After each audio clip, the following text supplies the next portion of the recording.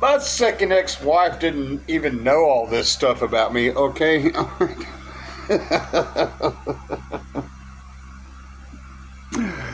Shanna. Anna. wants you to come back home, okay? She's not well, okay? Shanna.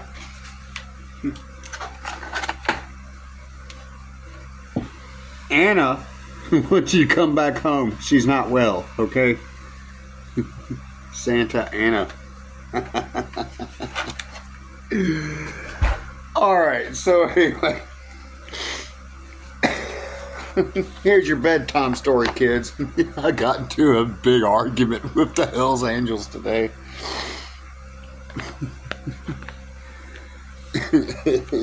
I'm just like, look, you realize all I gotta do is report you and delete this? You know? I mean, seriously. Did you not realize that? You can argue with me all you fucking want to, boys. Okay? You don't know who the fuck the president of the North Carolina Hells Angels is. And I don't give a fuck who you say Gandalf is or whatever the fuck that means. Y'all are dumb. Alright.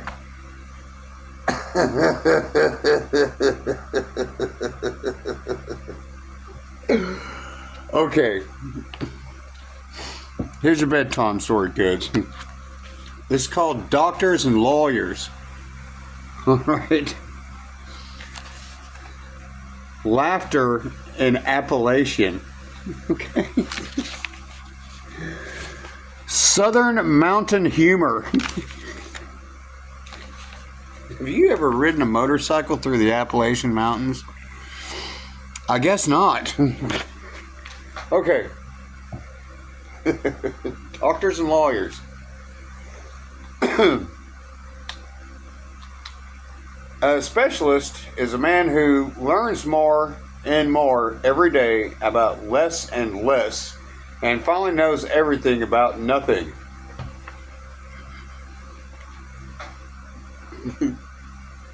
Whereas a general practitioner is a man who learns less and less every day about more and more until he knows nothing. Senator Sam Ervin.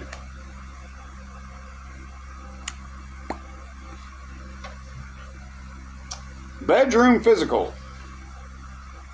The elderly woman was sick and had been for several weeks.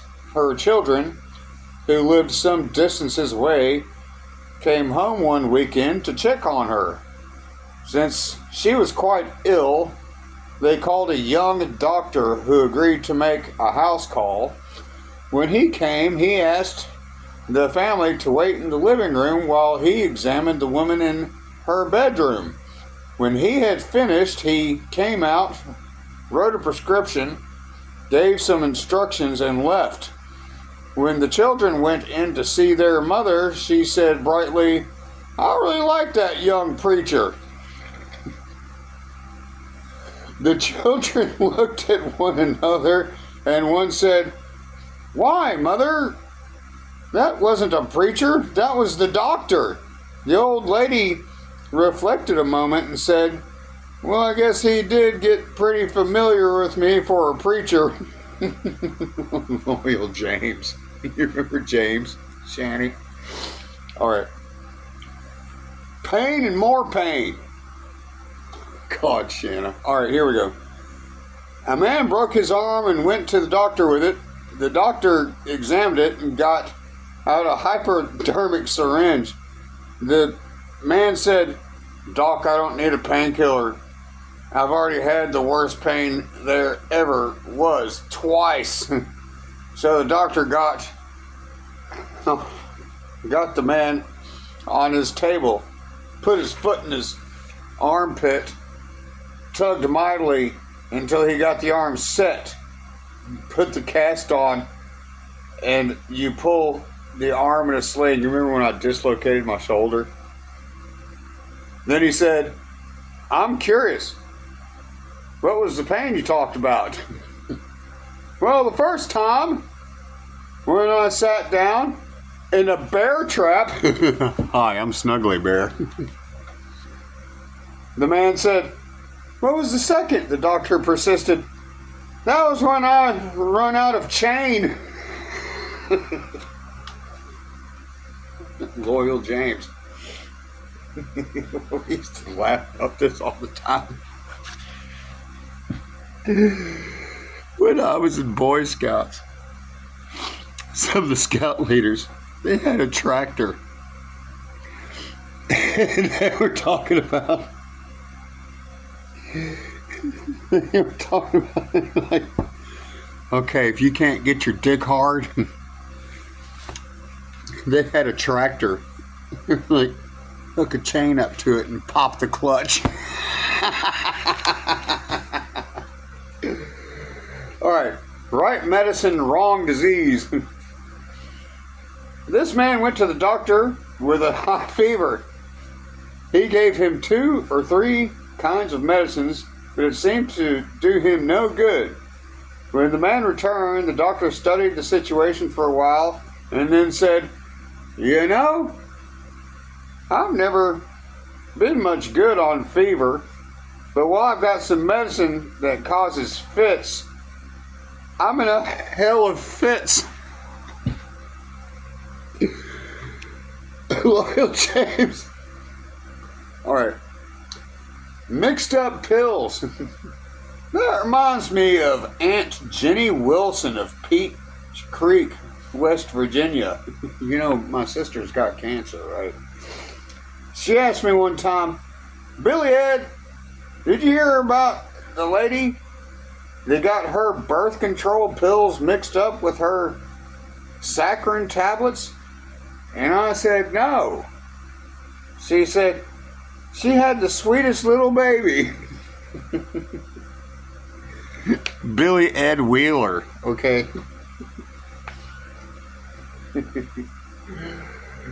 No, stay at home. A middle-aged woman went to see the doctor about hot flashes. Yeah. I told you to go to a gynecologist. And other ill-defined symptoms. After examining her, he said, have you been through menopause? I'm not making fun of you, okay? Shani, I'm not making fun of you. No, she answered, but I've been through Cujo's Cave. Dr. Dan Robetti and in Raymond, Kentucky. Nice and tan. A man in western North Carolina, oh God, got sick and went to a doctor. The doctor treated him for a month or so, and he seemed to get worse. Finally, the doctor told him that he thought he needed a change of climate and suggested he go to Florida for the rest of the winter. So he moved to Florida, lay out in the sun, and got a good suntan. But after about 2 weeks, he died. They shipped his body back to North Carolina. North Carolina Hells Angels. All right, a tourist attracted near Middlesboro, Kentucky. At his funeral, 2 of his old friends came by his casket to view him for the last time. He looked good with his suntan and new suit. One friend said to the other, those 2 weeks in Florida sure did Sam a world of good. Loyal James. All right. A lively old lady. A doctor made a house call on an elderly lady. She was sprightly and healthy, and he remarked on her good condition. Have you ever been bedridden? He asked. Oh, my eyes, she said. Several times and twice in a buggy. Dr. Donald Hudson, Bureau, Kentucky. All right. One more clean shirt. A mountain woman in her 90s was approached by a man in his 80s complaining about his health. He enumerated his many complaints and illustrated them with examples of his suffering. The woman listened patiently and evenly sympathetically, but financially broke in and said, "It does not look about one more clean shirt will do you."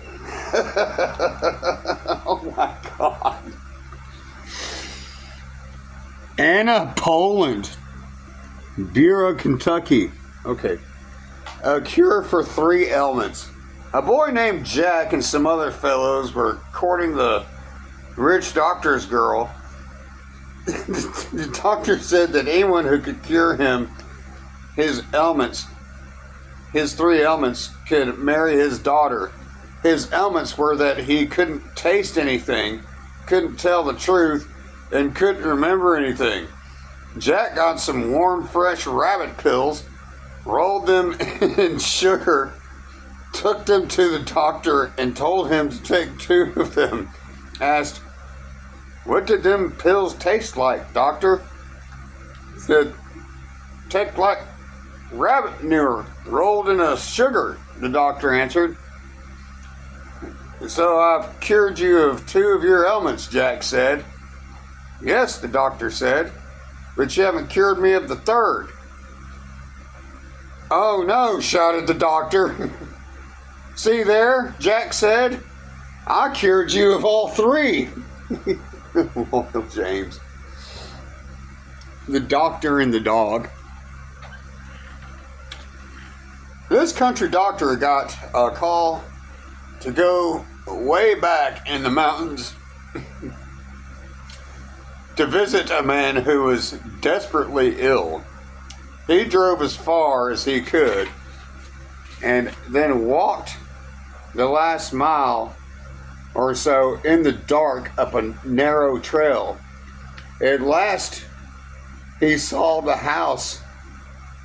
When he went up to the porch, a huge hound ran up and started jumping on him, whining and barking. So that it was hard for the doctor to get to the front door and knock. When the lady of the house opened the door, the dog bounded into the room and jumped upon the bed where the sick man lay. The doctor tried to examine the man, but the doctor was astride him, licking him in the face. And the doctor kept looking at the woman, hoping she would do something about the dog, but she made no offer to help. So he proceeded holding the dog off as best as he could, not wanting to get rough with it because he knew how touchy some mountain people are about their dogs. Finally, he finished his examination, gave the woman some pills for her husband, and took his payment and said goodbye.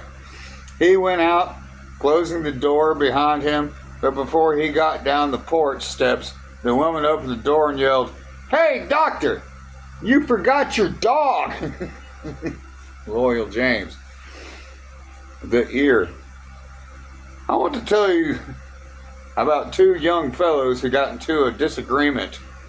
They had a real big fight and both of them survived it. But one of them, who had lost an ear, decided to take the other one to court. So he went and got indicted. Hi, Seska.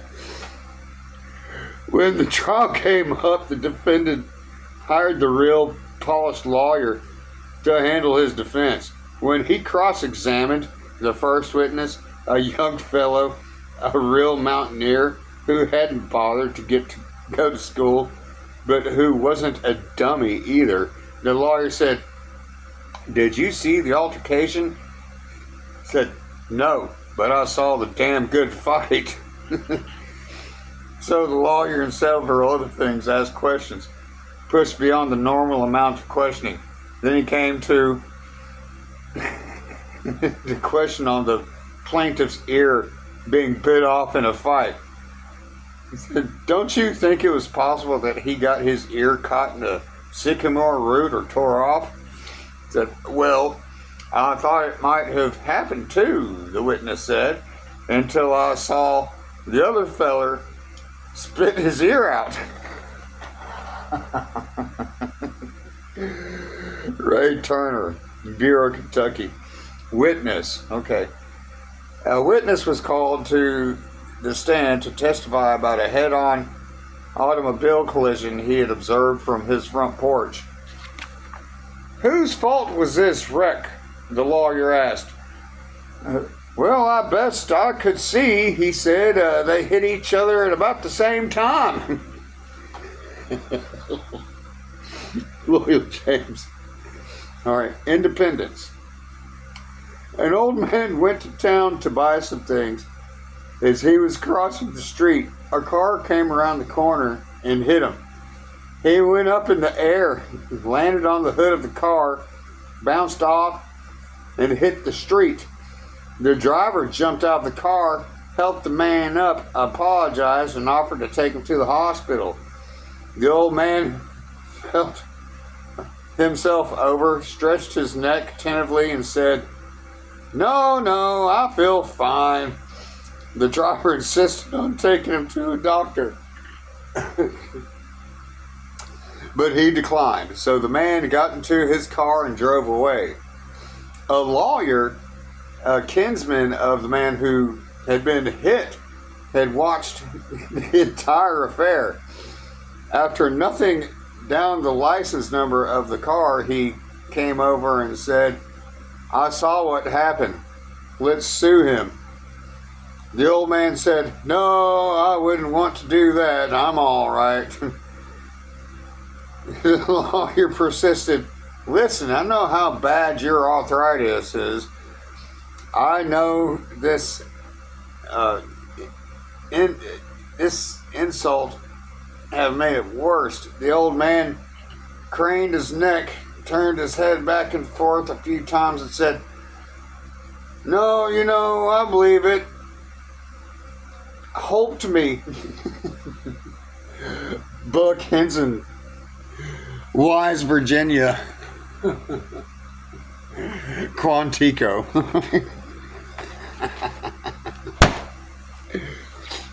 Virginia. The FBI. All right. That's your bedtime story, kids.